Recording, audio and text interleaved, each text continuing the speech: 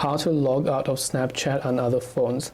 Logging out of Snapchat and other phones is actually quite very simple. All you have to do is go ahead and then first of all make sure to launch the Snapchat app, and this is the interface you will see. You have to simply tap on the Bitmoji avatar, which is at the top left corner of the screen. From there, from the top right hand side, you can see the gear icon, which is the settings icon, so tap on it. Now from here, scroll all the way to the very bottom. First of all, you go to save login info. From here, you want to remove any devices that still has your login information. So once you remove all these devices by tapping the minus icon, the next step we want to look for is an option that says session management. So go to session management.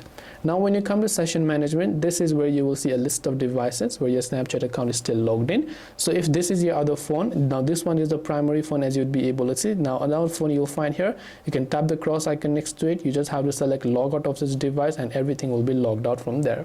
This way you will be able to log out of Snapchat and other phones. I hope that this video really helped you out. If you have got any further questions, feel free to also leave them down in the comment section below.